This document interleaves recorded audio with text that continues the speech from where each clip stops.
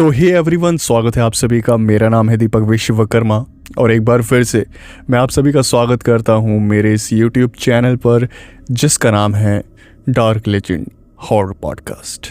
तो दोस्तों, जैसा कि आप सभी को पता ही है, इस यूट्यूब चैनल पर मैं आप सभी को नई हॉरर स्टोरीज सुनाता रहता हूं और आज मैं आप सभी को चुड़ैलों की कुछ ऐसी डरावनी कहानियां सुनाने वाला हूं जिन्हें सुनकर आपकी रीढ़ की हड्डी में सिहरन दौड़ पड़ेगी। तो दोस्तों, बिना किसी समय को ज़ाय किए हुए चलिए अब कहानियों का सिलसिला जो है उसे शुरू करते हैं।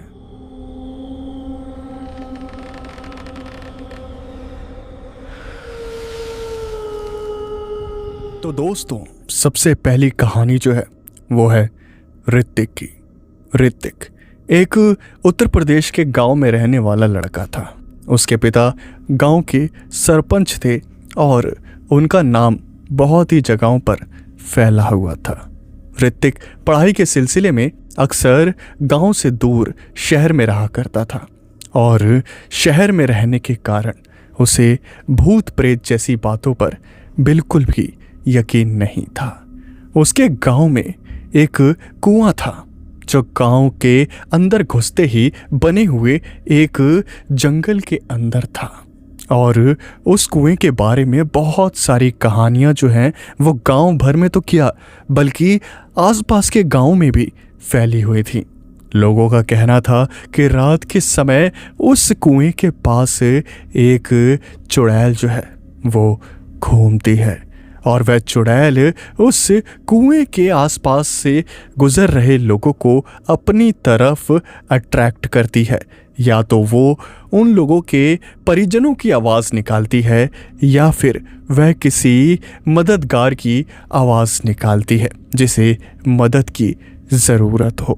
अब जो कोई भी उस कुएं के बारे में जानता है वो तो इस चाल में नहीं फंसता, लेकिन जो इस चाल के बारे में जानता नहीं है उसका फंसना जो है वो बहुत ज़्यादा आसान होता है। अब ऋतिक रात के समय अपने एक दोस्त की बर्थडे पार्टी से लौटकर आ रहा था। अब उसे इन सब बातों पर यकीन तो था नहीं, तो उसे किसी बात का कोई डर भी नहीं था। उसके पिता ने उसे सख्त चेतावनी दी थी कि वह जल्द ही घर लौट आए और खासकर रात होने से पहले, अंधेरा होने से पहले तो ज़रूरी घर लौट आए, वरना रात के अंधेरे में उस कुएं के आसपास से गुजरना बिल्कुल भी सुरक्षित नहीं है। ऋतिक ने इन सभी बातों को दफियानूसी समझकर अपने मन से जितनी भी पार्टी करनी होती है वो पार्टी करी और रात के समय वह लौट रहा था। जब वह लौट रहा था तो उसने ड्रिंक भी करी हुई थी जिसकी वजह से वो शेर बना हुआ था। उसके दोस्त गांव के बाहर से ही अपने अपने गांव के लिए निकल गए थे और अब ऋतिक उस गांव की सीमा पर अकेले खड़ा था। बिना कोई समय ज़ाया किए हुए वो सीमा के अंदर घुस गया और उसने आसपास देखा। दूर दूर तक कुछ भी नज़र नहीं आ रहा था, हर तरफ सिर्फ और सिर्फ अंधेरा था। उसने अपने फ़ोन की फ्लैश लाइट जलाई ताकि वह आगे का रास्ता आसानी से तय कर पाए। धीरे धीरे उसके कदम आगे की ओर बढ़ने लगे और वह जंगल जो था, जिस जंगल के अंदर वह श्रापित चुड़ैल का कुआं मौजूद था, वह जंगल आ गया। बिना डर के, बिना किसी हिचकिचाहट के उस ऋतिक के जो कदम थे वो आगे बढ़े जा रहे थे। ऋतिक को इस बात का जरा सा भी अंदाजा नहीं था कि आगे उसके साथ क्या होने वाला है। जब वह उस जंगल से होता हुआ आगे बढ़ रहा था तब उसे याद आया कि गांव वाले उस कुएं के बारे में क्या क्या बातें करते हैं और वो सारी बातें सोचकर ऋतिक को हंसी आ रही थी। वह सोच रहा था, अरे ये गांव वाले कितने बेवकूफ़ हैं, पता नहीं इस जंगल के बारे में और इस जंगल में मौजूद कुएं के बारे में क्या क्या बातें करते हैं। मैं इतनी रात को यहाँ से गुजर रहा हूँ, मुझे तो ना ही कुछ अजीब नज़र आ रहा है, ना ही किसी चुड़ैल की आवाज़ नज़र आ रही है। और ऐसा बोलते ही तभी उसे अपने कंधे पर किसी का हाथ महसूस हुआ और वह जैसे ही पीछे मुड़कर देखने लगा तो उसने देखा कि दूर दूर तक बस सड़क ही नज़र आ रही थी और आसपास वही जंगल के पेड़ पौधे और कुछ भी नहीं। उसके बाद ऋतिक ने सोचा कि शायद उसका वहम होगा। ये बात सोचकर वह आगे बढ़ने लगा और तभी उसे कुएं के पास से एक बहुत ही अजीब और डरावनी आवाज़ जो थी वो आने लगी। वो आवाज़ कुछ ऐसी थी जैसे कोई आदमी दर्द से चिल्ला रहा हो। ऐसा लग रहा था जैसे किसी का बहुत ही भयानक एक्सीडेंट हुआ है और एक्सीडेंट होने के बाद वह आदमी जो है वो मदद के लिए चिल्ला रहा है। अब ऋतिक के पास दो रास्ते थे, या तो वो उस आवाज़ का पीछा करके कुएं के पास जाए या फिर वो अपना रास्ता जो है वो चुपचाप तय करके आगे बढ़ता हुआ चला जाए। अब ऋतिक ने ड्रिंक करी हुई थी और वो अपने आप को बहुत ही ज़्यादा शेर समझ रहा था, इसलिए ऋतिक ने सोचा क्यों ना चलकर एक बार देख लिया जाए। अब सुना तो है कि यहाँ पर कोई चुड़ैल रहती है, लेकिन क्या पता सच में किसी को मेरी मदद की ज़रूरत हो। अब ऋतिक के इंटेंशंस तो काफ़ी अच्छे थे, लेकिन उसे नहीं पता था कि वो जिस मदद की इंटेंशंस के साथ उस आवाज़ का पीछा करने वाला है वो आवाज़ उसे कितनी बड़ी मुसीबत में डालने वाली है। बिना कुछ सोचे समझे ऋतिक फिर जंगल के अंदर घुस गया। जंगल के अंदर कदम रखते ही सूखी पत्तियां और अजीब से आवाज़ों की चरचराने की आवाज़ उसे सुनाई देने लगी। चलते चलते उसे वह कुआं थोड़ी ही दूर नजर आने लगा। अभी भी ऋतिक का जो फ़ोन था वो उसके हाथ में था। फ्लैशलाइट जली हुई थी और फ्लैशलाइट के सहारे वो आगे बढ़ते बढ़ते उस कुएं के पास चला गया। कुएं के पास बहुत ही ज़्यादा गंदगी थी, सूखे पत्ते चारों तरफ फैले हुए थे और ऋतिक सोच रहा था कि आखिर मदद के लिए आवाज़ कौन लगा रहा था। आवाज़ आनी बंद हो चुकी थी। ऋतिक ने कहा, कौन था? किसे मदद चाहिए? भाई कोई दिख नहीं रहा यहाँ पर, कोई आवाज़ लगाओ। और तभी उसे कुएं के अंदर से ऐसी आवाज़ आने लगी जैसे कुएं के अंदर का पानी जो है वो उबल रहा हो।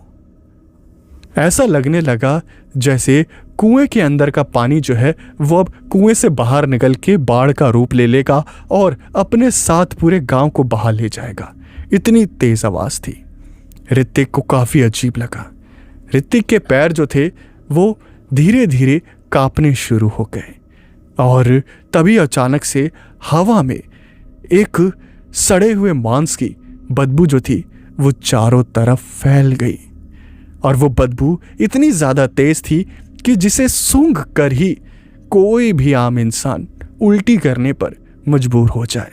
बहुत ही ज़्यादा घिनौनी बदबू जो थी वो ऋतिक की नाक में चढ़ रही थी। ऋतिक ने तुरंत उल्टियां करना शुरू कर दिया। उल्टी करने की वजह से उसका जो दिमाग था वो थोड़ा सा संतुलित हुआ। अभी तक जो ऋतिक दारू के नशे में अपने आप को शेर समझ रहा था वो अब धीरे धीरे अपने असली रूप में आने लगा। जब उसकी उल्टी जो है वो खत्म हुई तब उसने आसपास देखा और तभी उसके कानों में एक आवाज़ आई, क्या हुआ, डर गए तुम? ये आवाज़ सुनते ही ऋतिक ने अपनी गर्दन जो थी वो चारों तरफ घुमाई, ऊपर नीचे जहां हो सकता था वहां देखा, लेकिन दूर दूर तक सन्नाटे के अलावा वहां कोई नहीं था। ऋतिक का फ़ोन जो था वो अब धीरे धीरे उसकी बैटरी डाउन होने लगी थी। ऋतिक ने अपने फ़ोन की तरफ देखा, फ्लैश लाइट अभी भी ऑन थी और फ़ोन में 59% चार्ज जो था वो बचा हुआ था। उसने अपना फ़ोन जो था वो तुरंत पीछे की ओर घुमाया और भागने लगा। तभी अचानक से उसके जो पैर थे वो भारी होने लगे, इतने ज़्यादा भारी जैसे काफ़ी वजन वाले पत्थर जो हैं वो उसके पैरों के साथ किसी ने बांध दिए हों, और जिसके कारण वह चाह कर भी अपनी पूरी ताकत लगाने के बाद में भी अपने कदमों को बहुत मुश्किल से ही 1-2 कदम आगे बढ़ा पा रहा था। तभी अचानक से उस ऋतिक के पैरों को किसी ने पकड़ कर खींच लिया और वह मुंह के बल नीचे गिर गया। ऋतिक का जो फोन था वो जमीन पर गिरने की वजह से स्विच ऑफ हो गया। ऋतिक ने तुरंत अपना फोन उठाया और वह समझ गया कि वह एक बहुत बड़ी मुसीबत में फंस चुका है। ऋतिक ने अपना फ़ोन ऑन करने की कोशिश करी, लेकिन फ़ोन जो था वो स्विच ऑफ था। ऋतिक ने फ़ोन को स्विच ऑन किया और तभी बहुत ही तेज़ हवा जो थी वो चलने लगी। उस जंगल में पड़े हुए सूखे पत्ते उड़कर ऋतिक के मुंह पर आने लगे और धूल मिट्टी उसके मुंह और नाक में जाने लगी, जिसकी वजह से वो खांसने लगा और अपनी आंखें खोलने में असमर्थ हो गया। और जब वह अपनी आंखें बंद करके खांस रहा था और अपनी आंखों को साफ करने की कोशिश कर रहा था, तभी उसका पैर पकड़कर कोई उसे उस कुएं की ओर खींचने लगा। ऋतिक की आंखों से आंसू निकलने लगे और वह जोर जोर से चिल्लाने लगा।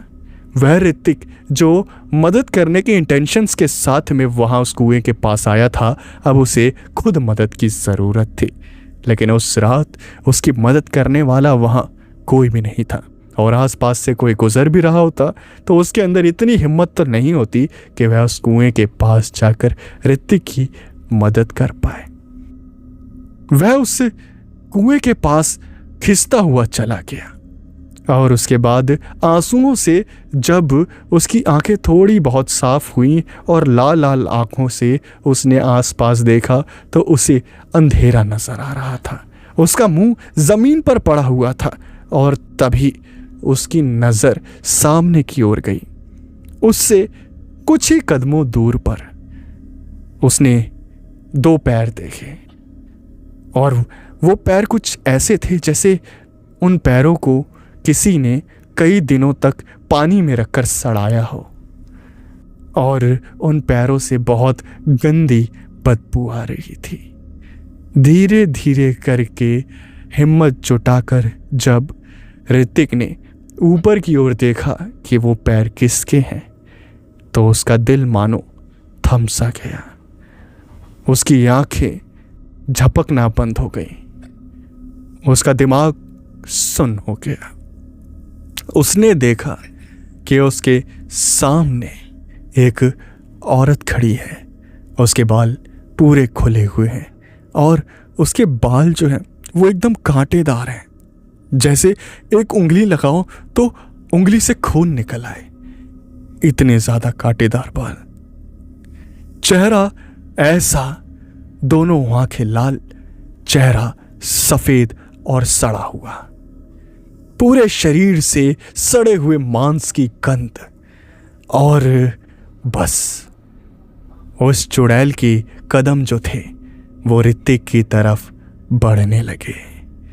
ऋतिक पागलों की तरह चीखने चिल्लाने लगा और उठकर खड़ा हुआ। उसकी आंखों में मिट्टी थी, वो धुंधला धुंधला देख पा रहा था और अपने आप को बचाने के लिए वो पीछे की ओर कदम बढ़ाने लगा और वो डरावनी चुड़ैल उसकी तरफ कदम बढ़ाने लगी। पीछे कदम बढ़ाते बढ़ाते उसे ध्यान ही नहीं रहा ऋतिक को कि उसके पीछे कुआं है, और पीछे चलते चलते लड़खड़ाकर ऋतिक कुएं में गिर गया। और जब वह कुएं में डूब रहा था उसने बहुत आवाजें लगाई, बहुत बार वो चीखा, लेकिन कोई फायदा नहीं था।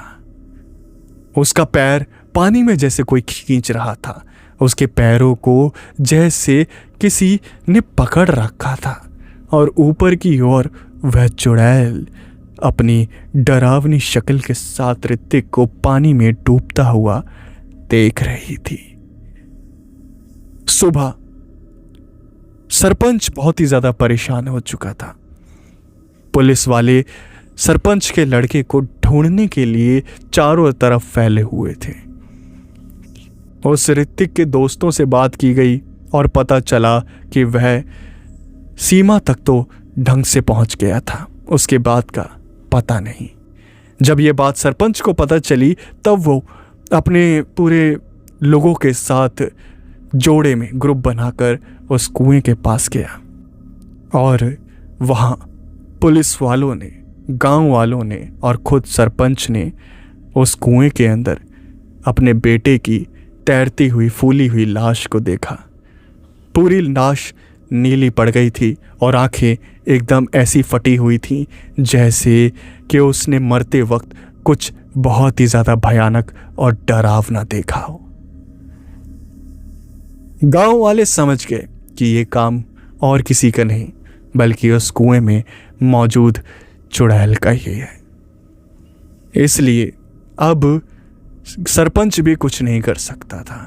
सरपंच को इस बात का बहुत गहरा सदमा लगा और ऋतिक एक मिसाल बन गया उन सभी लोगों के लिए जो इन सब बातों को मजाक मानते हैं और इन सब चीज़ों का विश्वास नहीं करते।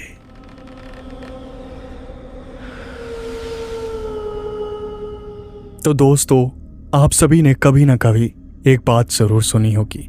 हमारे गांव में कहा जाता है कि रात के समय बरगद के पेड़ के आसपास नहीं जाना चाहिए। ये माना जाता है कि बरगद के पेड़ पर नकारात्मक ऊर्जाएं वास करती हैं। बहुत सारे लोग कहते हैं कि बरगद के पेड़ के ऊपर चुड़ैल और न जाने कितनी नकारात्मक ऊर्जाएं जो हैं वो अपना घर बनाकर रहती हैं और कोई भी उनके घर के आसपास आए ये उन्हें ज़रा सा भी पसंद नहीं है और अगर कोई ये गलती कर देता है तो उसका अंजाम बहुत बुरा होता है। आज की कहानी भी कुछ ऐसी ही है। ये कहानी है आशुतोष नाम के एक लड़के की जो अपने दादा दादी के पास गांव में कुछ दिन रहने के लिए आया था। जब वह अपने गांव आया और गांव में इधर उधर घूमा और उसने उस बरगद के पेड़ के बारे में सुना तो उसे बहुत ही ज़्यादा एक्साइटमेंट होने लगी उस पेड़ के बारे में जानने की। उस समय इंटरनेट पे वायरल होने का बहुत ही ज़्यादा क्रेज़ चल रहा था। लोग कुछ ना कुछ करके वायरल होने की कोशिश कर रहे थे और आशुतोष ने सोचा क्यों ना उस पेड़ के ऊपर एक वीडियो बनाकर सोशल मीडिया पर पोस्ट की जाए और हो सकता है कि अगला वायरल होने वाला शख्स वही बन जाए। और इसलिए उसने फैसला किया कि उस पेड़ के पास जहाँ पर जाने की हिम्मत गांव में तो क्या आसपास के गांव में भी कोई नहीं करता, उस पेड़ के पास आशुतोष जाएगा। लेकिन ये काम अकेले करने की हिम्मत उसके अंदर थोड़ी कम थी, इसलिए उसने गांव के ही एक लड़के चंदन को इस बात के लिए मनाया कि वह उसके साथ उस बरगद के पेड़ के पास जाए, वो भी रात के समय। अब चंदन उस पेड़ के बारे में अच्छे से जानता था और बहुत सारे किस्से कहानियाँ उस पेड़ के बारे में सुन चुका था, इसलिए वो ये काम करने के लिए राज़ी नहीं होता। लेकिन वह आशुतोष उस चंदन को कुछ पैसों का लालच देकर ये काम करवाने के लिए मना लेता है और उसके बाद रात के समय अपने घर वालों से छुपते छुपाते हुए आशुतोष और चंदन उस पेड़ की तरफ रवाना हो जाते हैं। वो पेड़ उन दोनों के घर से बहुत ही ज़्यादा दूर था। रात के अंधेरे में लोगों की नज़रों से बचकर टॉर्च की रोशनी के सहारे आगे बढ़ते हुए वो उस पेड़ की ओर जा रहे थे। वहाँ साइकिल पर बहुत कम ही लोग गुजर रहे थे और वह किसी की नज़र में ना आए ये बहुत ज़्यादा ज़रूरी था, क्योंकि गांव में अक्सर हर कोई एक दूसरे को जानता ही है और रात के समय ऐसे कहीं जाने वाले से सवाल किए जाना कोई भी बड़ी बात नहीं है गांव के लोगों के लिए। और ये बात आशुतोष और चंदन अच्छी तरह जानते थे, इसलिए वो पूरी कोशिश कर रहे थे कि वो किसी की भी नज़र में ना आए और वो उस बरगद के पेड़ के पास पहुंच जाए। काफ़ी देर सफ़र करने के बाद वह उस पेड़ के पास पहुंच गए। दूर से ही वो पेड़ जो था वो नज़र आ रहा था। उस पेड़ के पास पहुंचते ही चंदन के पैर जो थे वो कांपने लगे। चंदन ने उस पेड़ के बारे में तरह तरह की कहानियां सुनी हुई थी, जिसकी वजह से वो बहुत ही ज़्यादा डर रहा था। चंदन ने कहा, भाई मेरे को तो बहुत ही ज़्यादा डर लग रहा है, एक काम कर, तू आगे जा, मैं बस यहीं रुक कर तुझे देखूंगा, तुझे जो करना है कर, वीडियो बनानी है बना, मैं तो यहीं रहूँगा। उसके बाद में आशुतोष ने कहा, पागल है क्या, तू मेरे साथ आया है, तू भी मेरे साथ वीडियो में रहेगा, मैं तुझे भी वीडियो में लूँगा और जब हम वायरल हो जाएंगे तब देख लियो, हर कोई बस हमारी ही बात करेगा। अब क्या था, चंदन ने सोचा कि चलो अब चलते ही हैं। हिम्मत करके चंदन जैसे तैसे पेड़ के पास पहुंचा और आशुतोष ने कहा, ले ये फ़ोन पकड़ और वीडियो बनाना शुरू कर, ठीक है, सब कुछ साफ साफ नज़र आनी चाहिए, ये पेड़ भी नज़र आना चाहिए, मैं भी, और मैं इस पेड़ के बारे में बताऊंगा, ठीक है, और सारी चीज़ें रिकॉर्ड कर लियो। उसके बाद क्या था, आशुतोष ने चंदन को फ़ोन पकड़ा दिया और चंदन ने कैमरा ऐप जो है वो ओपन करके रिकॉर्डिंग करना शुरू कर दिया। आशुतोष कैमरे के सामने जाकर उस पेड़ के बारे में बताने लगा कि लोग किस तरह की बातें जो हैं उस पेड़ के बारे में करते हैं, और ये सारा काम चल ही रहा था। तभी अचानक से वहाँ पर कुछ अजीब सी बदबू जो थी वो चारों तरफ फैल गई। चंदन ने कहा, अरे यार ये बदबू कहाँ से आ रही है, जैसे कोई मर के सड़ रहा हो। आशुतोष ने कहा, हाँ यार बदबू तो आ रही है, लेकिन कहाँ से आ रही है पता नहीं। वो दोनों रिकॉर्डिंग ऑन करके इधर उधर देखने लगे कि आखिर बदबू कहाँ से आ रही है। हो सकता था आसपास कोई लाश वगैरह पड़ी हो, और कोई भी मौका जो है वो दोनों छोड़ना नहीं चाहते थे वायरल होने का, इसलिए वो सब कुछ रिकॉर्ड करना चाहते थे।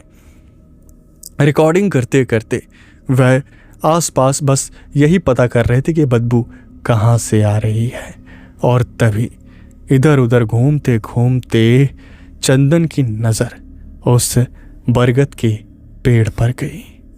उसने बरगद के पेड़ की ओर देखा तो उस बरगद के पेड़ के ऊपर दो लाल चमकती हुई आंखें आशुतोष और चंदन को ही देख रही थी। ये देखते ही चंदन चीख पड़ा और उसके हाथों से फ़ोन नीचे गिर गया। नीचे गिरते ही फ़ोन की जो स्क्रीन थी वो वाइट हो गई और स्क्रीन जो थी वो ख़राब हो गई। आशुतोष ने कहा, ये क्या किया, इतना महंगा फ़ोन ख़राब कर दिया, और अब हम रिकॉर्डिंग कैसे करेंगे। ये बात सुनते ही चंदन ने कहा, ऊपर देख, पीपल के पेड़ पर देख। और आशुतोष ने पीछे मुड़कर देखा। पीपल के पेड़ पर आशुतोष को कुछ भी नजर नहीं आया, और आशुतोष ने कहा, क्या है उधर, कुछ भी तो नहीं है, अंधेरा ही है। ये कहकर आशुतोष ने अपने पास लाई हुई टॉर्च को जलाया और टॉर्च को उस तरफ इशारा करते हुए कहा, ये देख क्या है यहाँ पर। टॉर्च की रोशनी में पेड़ पर कुछ भी नहीं दिखा, लेकिन चंदन उन आँखों को देखकर बहुत ही ज़्यादा डर गया था। उसे यकीन था कि जो कुछ भी उसने पेड़ पर देखा वो वहम तो नहीं हो सकता।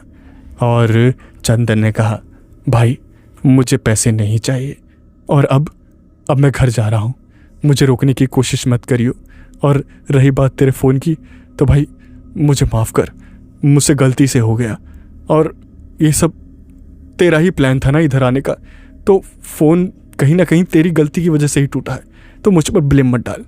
और ये कहकर चंदन वहाँ से जाने लगा। आशुतोष ने चंदन का हाथ पकड़ा और उसे कहा, तू ऐसे अकेला कैसे जा सकता है, हम दोनों साथ में आए हैं ना, तू रुक तो सही थोड़ी देर, मैं फ़ोन चेक करता हूँ ना, फ़ोन चेक करने दे, क्या पता ठीक हो जाए। उसके बाद आशुतोष ने फ़ोन उठाया और उसने फ़ोन को थोड़ा सा चेक किया, बैटरी वगैरह निकाली और रीस्टार्ट किया। बहुत मुश्किल से फ़ोन जो था वो स्टार्ट हो गया, लेकिन उसकी जो स्क्रीन थी वो बार बार फ्लक्चुएट कर रही थी, जिसकी वजह से रिकॉर्डिंग करना बहुत ही ज़्यादा मुश्किल का काम था। चंदन बार बार अपने घर जाने की जिद कर रहा था, लेकिन आशुतोष ने उसे बस रोक के रखा हुआ था। आशुतोष बस एक ही बात कह रहा था कि भाई रुक जा, वीडियो बना ले, वायरल हो जाएगी तो हमारा बहुत फ़ायदा होगा। फिर से डरते हुए चंदन ने फ़ोन को पकड़ा। फ़ोन की स्क्रीन बार बार फ्लक्चुएट हो रही थी, लेकिन रिकॉर्डिंग जो थी वो हो रही थी। वापस आशुतोष ने उस पेड़ के बारे में बताना शुरू किया और वीडियो बनी रही थी। तभी अचानक से फ़ोन जो था वो बहुत तेज़ हीट हुआ और उस चंदन ने फ़ोन को फेंक दिया। फ़ोन में अचानक से ही ब्लास्ट हुआ और वो ब्लास्ट बहुत ही ज़्यादा तेज़ था। आग की लपटें एकदम हवा में उठी और कुछ सेकंड के लिए वहाँ पर रोशनी हो गई। आशुतोष ने कहा, यह कैसे हो गया? अभी तक तो बस रिकॉर्डिंग हो रही थी, ये फ़ोन में एक्सप्लोजन। चंदन और भी ज़्यादा डर गया। फ़ोन फेंकते वक्त गर्म फ़ोन की वजह से उसके हाथ जो थे वो थोड़े बहुत जल गए थे। वो पहले से ही डरा हुआ था और अब मोबाइल का इस तरह से फट जाना और भी ज़्यादा डरा देने वाला था। चंदन ने एकदम डरते हुए हकलाते हुए कहा, भाई मेरे को जाना है, मैं अब यहाँ और नहीं रुक सकता। हो ना हो ये वो चुड़ैल ही कर रही है।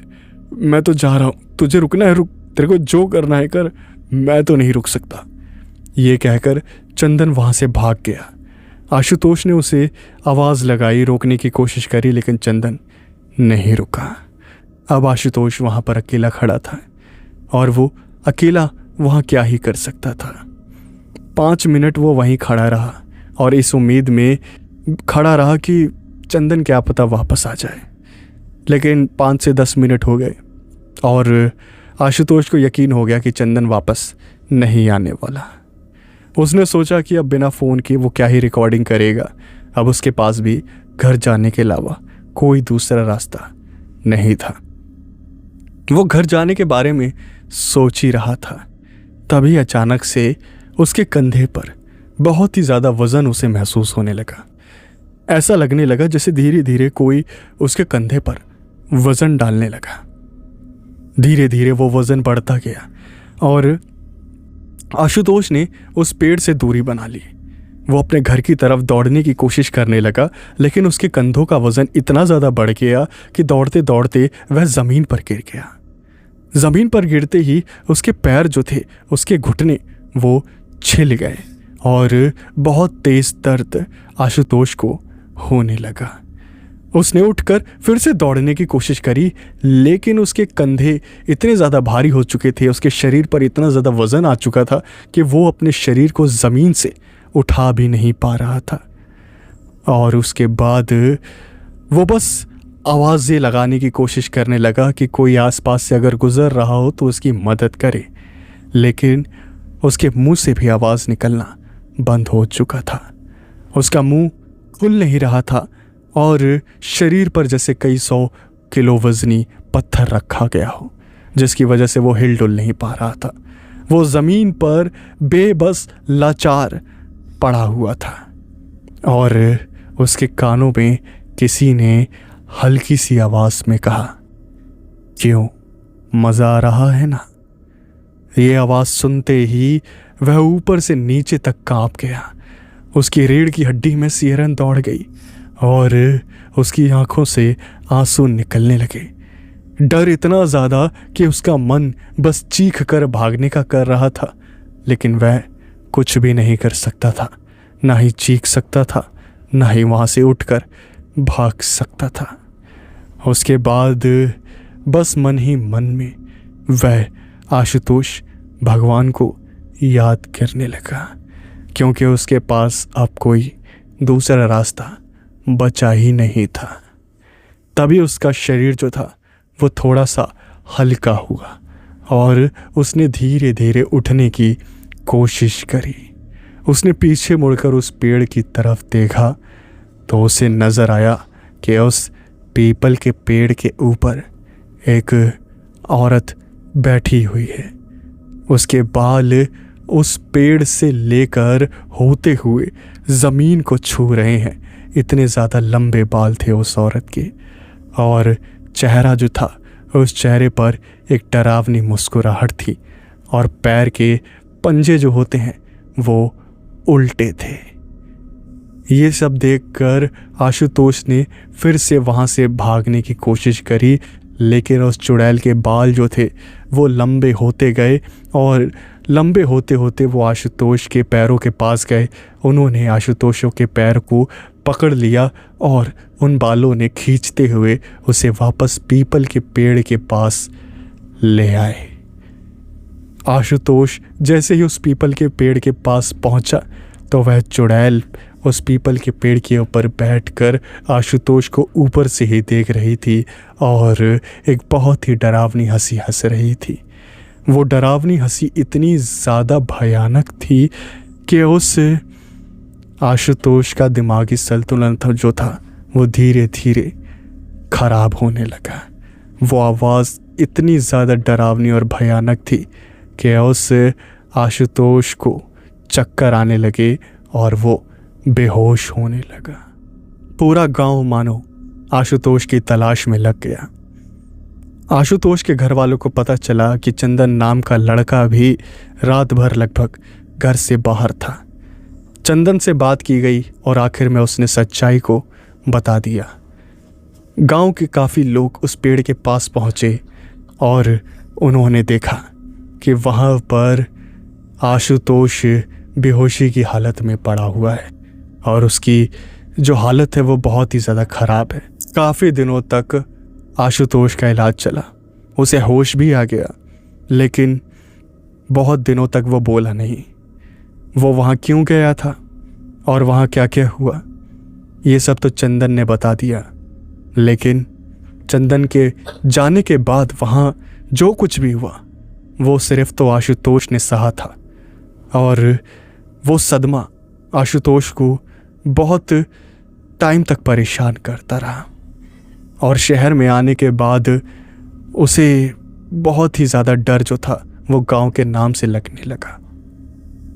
ये ट्रॉमा आज भी आशुतोष को परेशान करता है और कोई भी अगर उसे उस रात के बारे में याद दिलाता है तो आशुतोष की तबीयत बिगड़ जाती है और उसकी हालत पहले की ही तरह ख़राब हो जाती है। कहते हैं कि आज भी उस पेड़ पर वह चुड़ैल रहती है और वहाँ से गुज़रने वाले लोगों को परेशान करती है। तो आप मुझे बताइए कि आप ऐसे किसी चुड़ैल का सामना करना पसंद करेंगे जो आपको जीते जी मौत के दर्शन करा दे।